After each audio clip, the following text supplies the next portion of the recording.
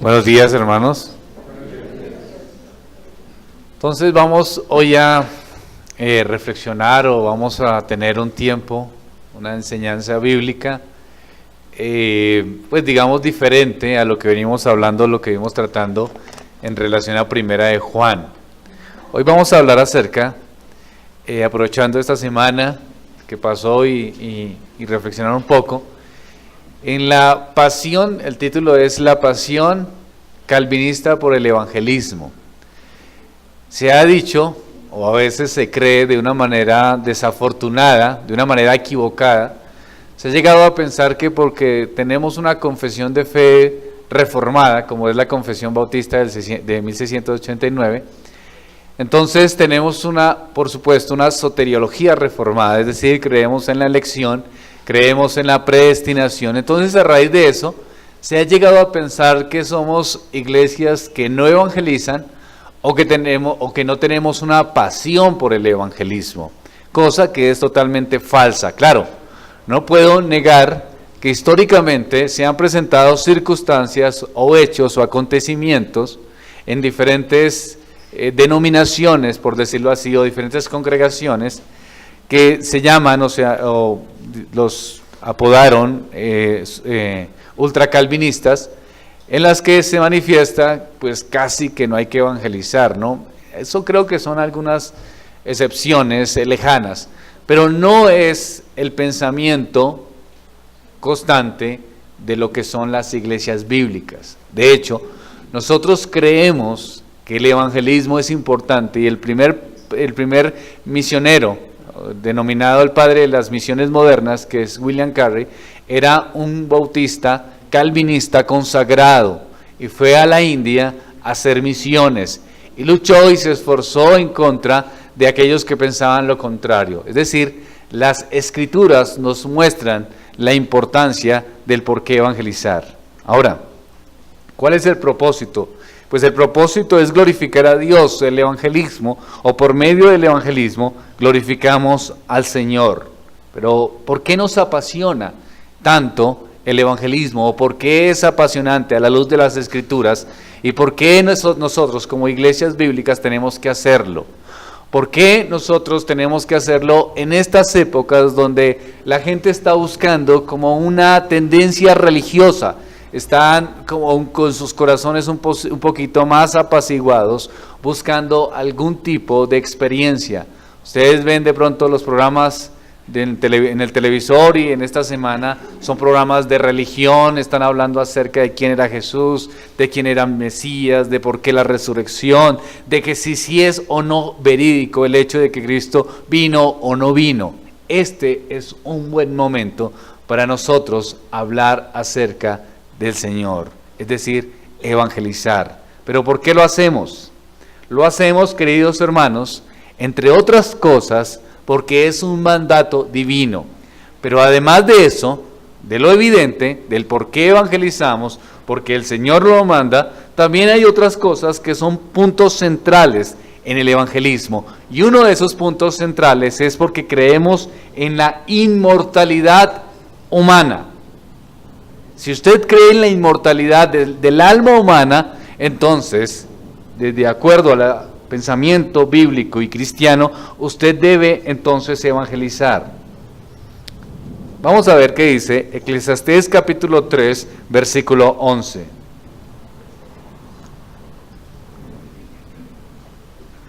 Eclesiastés capítulo 3, versículo 11.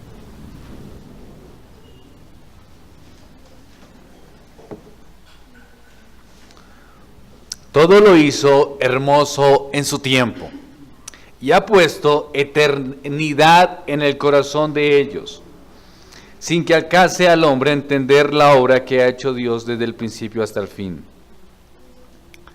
Entonces, estamos viendo, queridos hermanos, por qué hay una pasión por el evangelismo, una pasión calvinista, y es por el hecho de que nosotros creemos en la eternidad del alma.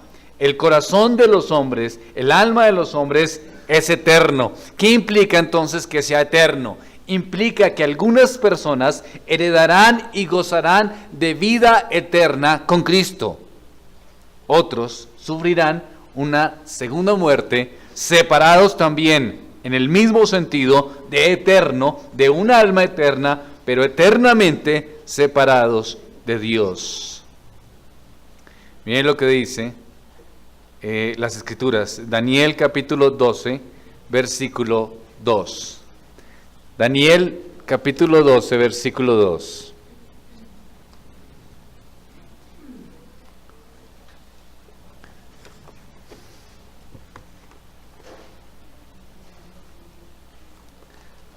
Daniel 12:2 dice, y muchos de los que duermen en el polvo de la tierra serán despertados. ¿Qué dice entonces?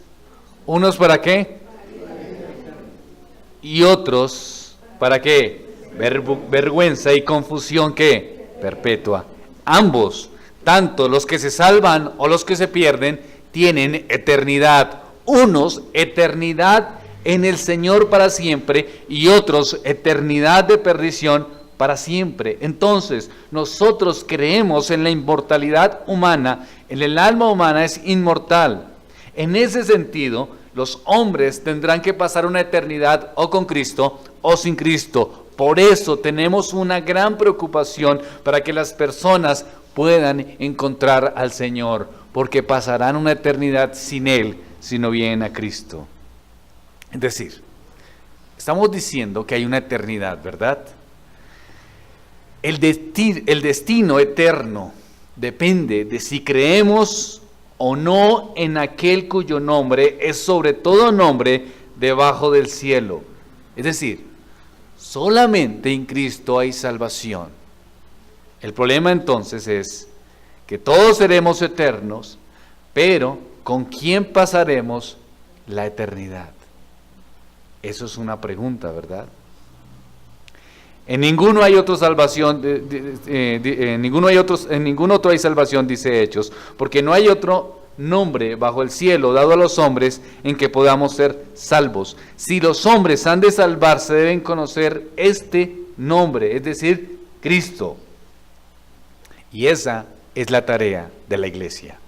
Tenemos que evangelizar, dar a conocer el nombre de Cristo y la obra de Cristo, porque la realidad, queridos hermanos, es que todas las almas son eternas, pero el problema es en dónde pasarán su eternidad. Lo creemos y Dios nos dio el mandato de evangelizar, porque estamos entendiendo este principio o esta realidad. ¿Cuál realidad? Pues que los hombres son eternos. ¿Y cuál otra realidad? Pues que si están sin Cristo, perecerán eternamente. Ahora, ¿usted se imagina una eternidad sin Cristo? Es la peor catástrofe que puede experimentar un ser humano. Piense usted mismo en su peor situación, en la peor situación de conflicto, de problema que haya tenido en su vida. ¿Cómo fueron esos días? ¿Ustedes se imaginan, o recuerden mejor, esos días donde tuvieron sufrimiento, ya sea por su pecado, ya sea por malas decisiones, ya sea por las consecuencias de los pecados de otros, pero esos días donde usted experimentó sufrimiento, recuérdenlo, agonía, tristeza, que siempre estaba en su corazón y en su mente pensando esta situación que estaba viviendo, que no podía dormir, que no podía tener tranquilidad, que en su corazón no había sosiego por un momento, porque cada que usted trataba de distraerse con alguna situación, venía el recuerdo y otra vez su corazón se alteraba y otra vez llenaba de penumbras, llenaba de sustos, llenaba de temores. ¿Recuerdan ese momento? Bueno, ahora ustedes imagínense eso de una forma peor, pero eternamente. Es decir, aunque ustedes experimentaron y yo experimenté esos momentos, teníamos algunos momentos de lucidez, ¿verdad? Es decir, en esa angustia que usted está pensando, para seguir el ejemplo, en esa angustia que usted tuvo que haber vivido en algún momento de su vida, pensaba, no, pero esto va a terminar, ¿verdad?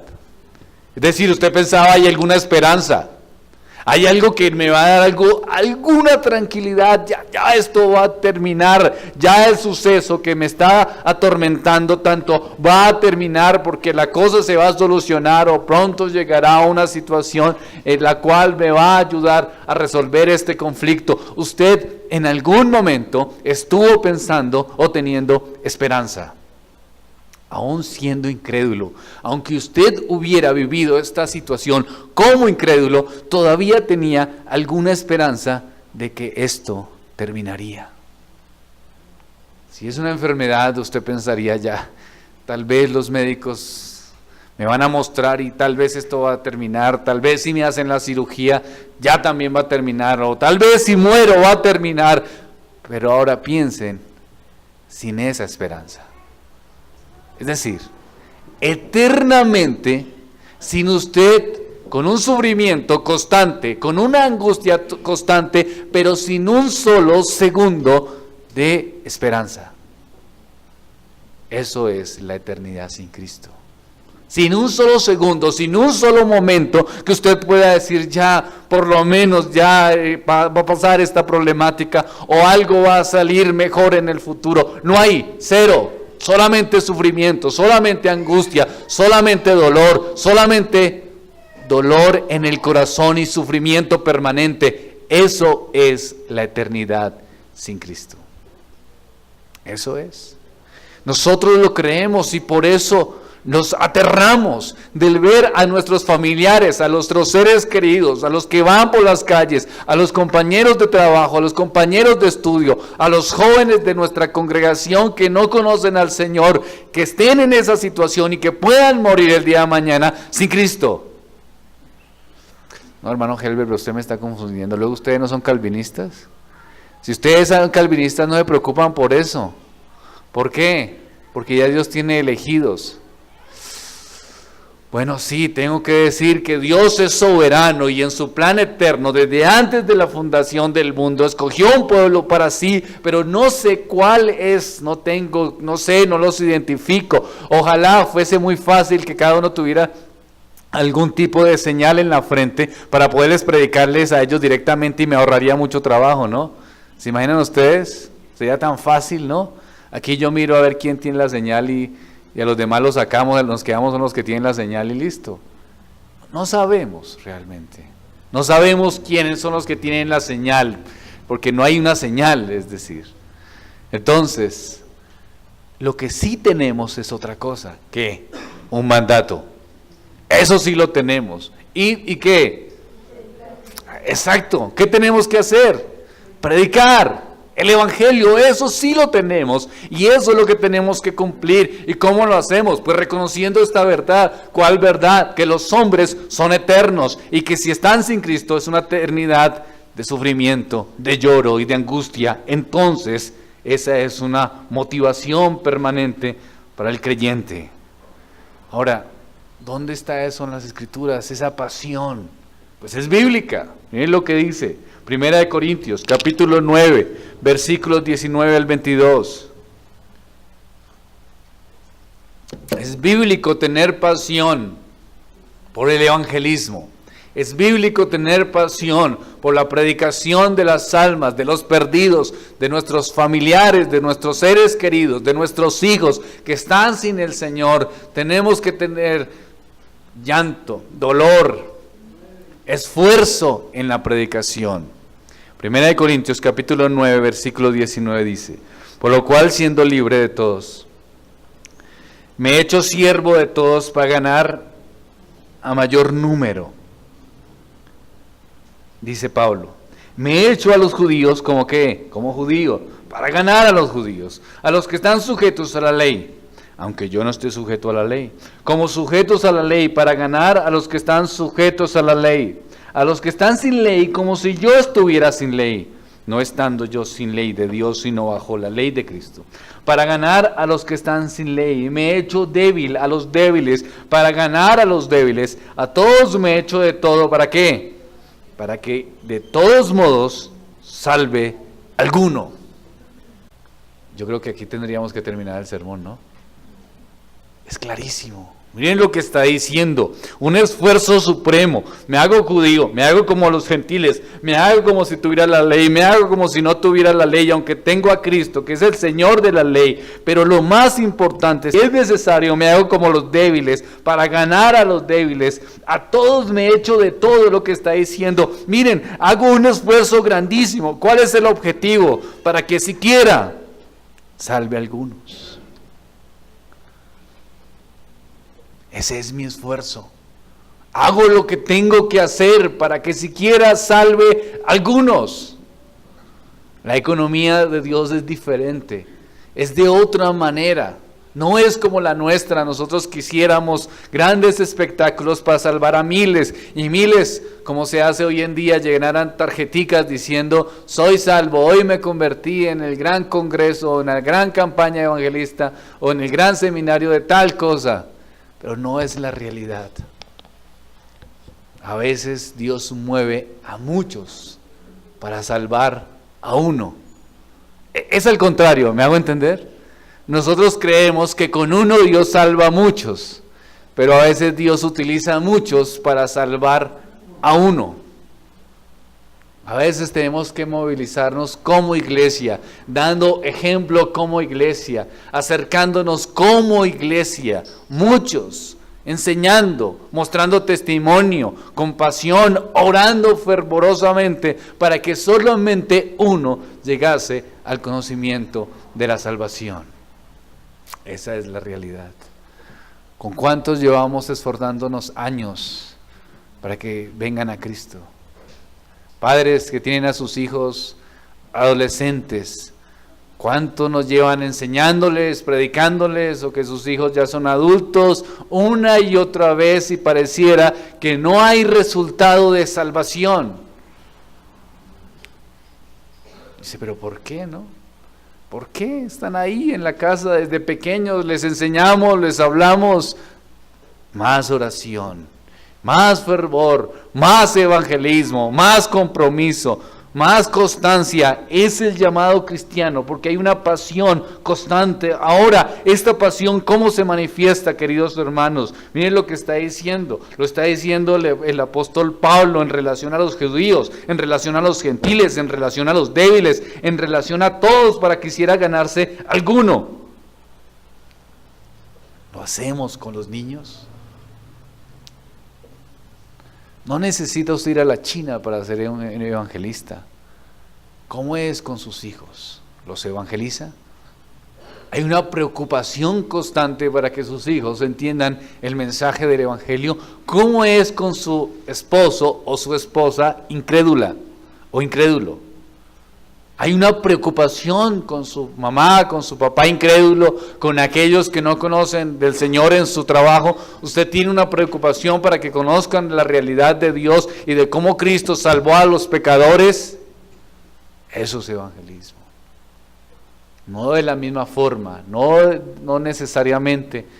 Dios nos da formas con los niños, con los adolescentes, pero el mensaje, claro que sí, es el mismo. Pero ¿cuál es el punto? La preocupación de nuestros corazones. ¿Lo hacemos? Hay personas que quieren ir a la China, pero ni siquiera evangelizan a sus propios hijos en la casa.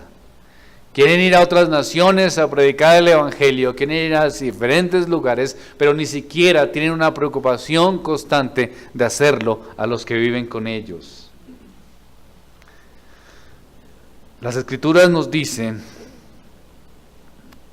que debemos constantemente creer.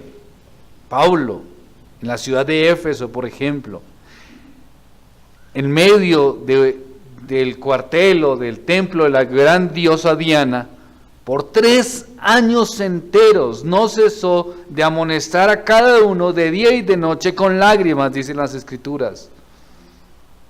Dice el apóstol: por tanto, velad y acordaos que por 3 años, de noche y de día, no he cesado de amonestar con lágrimas a cada uno, deseando él mismo ser, dice, separado de Cristo por amor a sus hermanos judíos. El apóstol lloraba lágrimas constantemente, predicando el evangelio. Miren lo que dice en Romanos 9:3. También lo dice pues en Efesios, hablando de los 3 años que vivió tratando de alejarlos del paganismo, a los gentiles. Y en Romanos capítulo 9, versículo 3 dice: porque desearé yo mismo ser anatema, separado de Cristo, y por amor a mis hermanos, los que son mis parientes según la carne. Entonces duró 3 años llorando por los gentiles, y ahora dicen los romanos en relación a los judíos que él quisiera él mismo ser anatema, que él mismo fuera separado, si de esa manera pudiese ganar a quienes, a sus hermanos, a sus parientes. Había una pasión. Esa es una pasión que nosotros tenemos que tener. Es un ejemplo bíblico. Es una pasión por el evangelismo, para que las personas puedan encontrarse con el Señor, encontrar la esperanza. ¿Lo hace usted? Lo hizo en esta semana, donde las personas estaban en este momento, en este tiempo de reflexión, por decirlo de alguna manera. ¿Lo hizo usted? Aprovechó el descanso con sus hijos, lo aprovechó con sus padres, lo aprovechó para hablarles acerca del Señor, de la miseria que se encuentran sin Cristo. Hermano, es que era Pablo, porque es que Pablo tenía algún tipo de complejo, porque no podía salvar a nadie. Bueno, hay más argumento bíblico de por qué debemos tener pasión por el evangelismo. Nosotros traemos más allá que una ayuda social, queridos hermanos. Esto es una transformación interna que realmente hace una obra en los corazones. No es solamente llevar un mensaje para ayudar a pobres necesitados, porque hay gente que piensa que el evangelismo es para los drogaditos o para los pobres. El evangelio es para todos. Y el evangelio transforma el corazón y hace las familias mejores. Es mejor llevar el evangelio que llevar mucha comida, que llevar mucha ropa, cosa que es muy importante hacer también, en la medida de lo posible. Y es un compromiso de cada cristiano el dar. Pero lo más importante es el evangelio, porque la comida se acaba. Yo tuve la experiencia cuando tenía mis 20, 21 años. Quería cambiar el mundo, quería ayudar a todos socialmente. Fundamos un centro de rehabilitación, duré 1 año, llenamos de gente, fuimos a las casas, les dimos mercados a las personas, y se acababa el mercado y seguían igual. Fundamos con una iglesia hermana, fundamos un jardín infantil para niños vulnerables. Los padres eran felices llevando a sus hijos allá para seguir durmiendo en su casa y emborrachándose. Y yo me empezaba a cuestionar que estoy haciendo mal, pero tanto esfuerzo, tanta dedicación, ¿qué estoy haciendo mal? Pues que sí, hay que hacer muy bien, pero lo que realmente hace que una familia encuentre esperanza es el evangelio. Un corazón cambiado, una mente cambiada, hace que el padre de familia salga y trabaje. Hace que una mamá asuma su rol de madre. Hace que unos hijos empiecen a comprender una ética correcta y empiecen a vivir de acuerdo a esa ética, aún en medio de la pobreza. Pero los mercados que son importantes se acaban. El evangelio perdura. Cuando la gente le dice a uno, hagan trabajo social, primero no saben lo que hemos hecho, ¿no? Y lo segundo, siempre les digo, que más que el evangelio mismo. Es tan poderoso que puede transformar tantas situaciones y tantas personas, y lo hace no de una manera externa, sino de una manera que interna, de adentro hacia afuera. Dicen las Escrituras, en Marcos capítulo 6, versículo 34,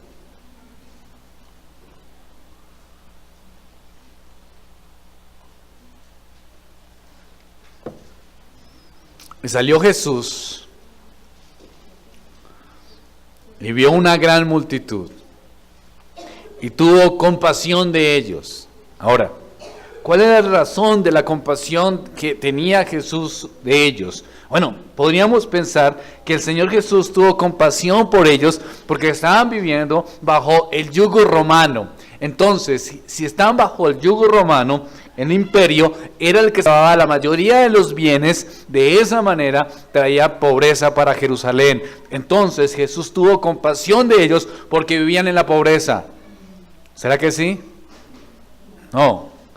Dice el Señor, porque eran como ovejas que no tenían pastor. Es decir, sus corazones, sus mentes estaban desubicados. Y comenzó a ¿qué? A enseñarles. Ellos no sabían, no comprendían, no entendían. Entonces, ¿qué era lo que necesitaban? Cuando vio el Señor, eran como personas sin sabiduría, sin entendimiento, sin comprensión de lo que es Dios, de lo que es la salvación, de lo que es la gracia. Aunque tenían una religión, aunque tenían principios, pensamientos, ideas que ellos valoraban, pero no sabían. Necesitaban lo más importante, el Evangelio mismo. Con ternura, dice Mateo, vengan a mí todos los que estéis trabajados y cargados, y yo os haré descansar. Es un llamado del Señor. Dice también el Señor en Mateo 23, Jerusalén, Jerusalén, que matas a los profetas y apedreas a los que te son enviados. ¿Cuántas veces quise juntar a tus hijos como la gallina junta a sus polluelos debajo de sus alas y no quisiste? Es un llamado del Señor al arrepentimiento, es un llamado del Señor a que las almas puedan comprender. Dice el Señor Jesucristo cuando se encuentra con Saqueo, cuando le da la libertad de su alma, le dice, porque el Hijo del Hombre vino a buscar y salvar lo que se había perdido. Los fariseos, los saduceos, murmuraban contra el Señor Jesucristo porque recibía a los pecadores. Y el mismo Señor justificó su actitud contando la parábola de la oveja perdida y del hijo pródigo. Declaró, hay gozo en el cielo. ¿Cuándo? Por un pecador que se arrepiente. Hay gozo, hay alegría. Entonces es un deleite, es una pasión el evangelismo para el creyente. Tenemos que hacerlo, tenemos que perdurar en eso, permanecer en eso, porque hay gozo y alegría cuando lo hacemos y cuando las almas son salvadas. El Señor Jesucristo se declaró a sí mismo el buen pastor que da su vida por ellos. El amor de Dios por los impíos fue muy grande. Dio a su Hijo como expiación por el pecado de ellos. Dios no tiene placer en la muerte del que muere, dice Ezequiel 18:32, porque yo no quiero la muerte del que muere, dice Jehová del Señor. Convertíos pues y viviréis. Es deleite del Señor salvar pecadores. Es pasión del cristiano evangelizar. ¿Lo hacemos? ¿Cómo ve usted a sus vecinos? ¿Cómo ve a sus compañeros?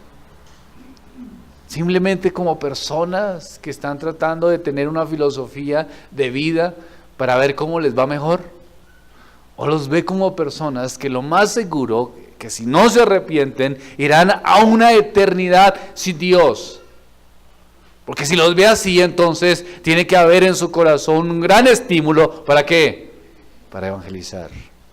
Con pasión, con llanto, con fervor, con deseo. Todos no evangelizamos, a todos. Dios no nos llamó que todos hagamos todos por todos, pero sí nos mandó algo. Si usted, repito, no puede salir de su casa por alguna situación, le aseguro que en su casa tiene a sus hijos. Le aseguro que puede predicar a sus vecinos. Le aseguro que puede hacerlo a sus familiares cercanos. No hay excusa para no evangelizar. Ahora, el propósito del evangelio es la gloria de Dios. Y Dios mismo se manifiesta en esa gloria en la iglesia. La iglesia, queridos hermanos, tiene que preocuparse por la evangelización. porque su crecimiento se da a raíz de ese medio. No tenemos aquí en la Iglesia del Redentor otro llamamiento ni otro atractivo, sino el Evangelio mismo. Como ven ustedes, no hay música, no hay milagros. Bueno, el milagro de la conversión. No hay chistes, no hay teatro. Entonces no hay otra cosa para atraer personas, sino solamente que el Evangelio mismo. Así lo planteó el Señor y así tenemos que hacerlo nosotros. Y por eso la iglesia tiene que ser una iglesia apasionada por el evangelismo. Y estas temporadas y estos tiempos, sí, muy bien, descansemos, hay que hacerlo, pero hay que aprovecharlo de esta manera, evangelizando. Esa es, recuerden, Cristo mismo y sus discípulos bautizaron en el nombre de la Trinidad. Se convertían 3,000 cuando Pedro predicó. Felipe bautizó al eunuco, Ananías de Damasco bautizó a Pablo, el carcelero de Filipo fue bautizado por Pablo y Silas. El bautismo significa la gran bendición de la recepción de los cristianos a la iglesia de Cristo. Bautizar y traer creyentes que conozcan del Señor es nuestro mayor gozo como iglesia, es nuestra alegría. No que tengamos muchos recursos, que es bueno eso también. No que construyamos grandes templos, que no es del todo mal, si los necesitamos. Pero nuestra alegría es que las personas vengan al arrepentimiento. Como iglesia, es nuestro mayor gozo. Si un hermano que estaba enfermo se recupera, gloria a Dios por eso, pero no trae tanto gozo y tanta alegría saber que una persona que estaba perdida se ha salvado. Si un matrimonio es restaurado, gloria a Dios por eso, pero no trae tanta alegría como un niño o un joven que ha venido a nuestra iglesia y se ha encontrado con el Evangelio y quiere ser bautizado. Es más gozo, es más alegría para la iglesia de Cristo, porque es nuestro deseo, es nuestro placer y es el deleite mismo de Dios. La Biblia dice que el Señor añadía cada día a la iglesia los que han de ser salvos. El Señor, claro que sí, hace crecer su iglesia. Su iglesia es visible en el crecimiento, pero nosotros tenemos que entonces predicar el evangelio del reino de Dios, el reino de la gracia. Por eso, la segunda parte del Padre Nuestro dice: venga a nosotros tu reino. Oramos que el reino de la gracia sea promovido, que el reino de la gracia sea apresurado. Cristo, queridos hermanos, ha comisionado a la iglesia para ser discípulos a todas las naciones. Esa es nuestra responsabilidad, no la de otros. ¿Usted está cumpliendo la responsabilidad que Dios le ha dado? O solamente viene, escucha y se va, y se envuelve en sus problemas de la semana. Todos tenemos circunstancias, todos trabajamos. Se envuelve en sus problemas matutinos, diarios, o usted evangeliza como miembro de la iglesia de Cristo, asume su compromiso y trabaja para la obra y honra de nuestro Señor Jesucristo. Tiene que hacerlo si es un creyente, porque es la pasión de los creyentes, porque es lo que Dios determinó para su iglesia. Eso dice la confesión de fe además. Oramos para que la gracia y el reino de Dios sea promovido y sea apresurado. Que nosotros seamos capacitados para predicar el evangelio, y nosotros como iglesia tengamos la responsabilidad de extenderlo. Somos lo que Dios determinó, el gran privilegio que Dios nos ha dado de predicar el evangelio de Cristo. Hagámoslo, queridos hermanos. Les animo a que lo hagamos con constancia, con seriedad. No seamos religiosos, no seamos tampoco débiles en nuestra fe. Nuestro mensaje es suficientemente fuerte. Tampoco nos dejemos envolver con las actividades del mundo. Tenemos un compromiso más allá de esta tierra, y ese compromiso es con Cristo. Y ese compromiso que tenemos con Cristo es que como iglesia tenemos que evangelizar. Oremos al Señor.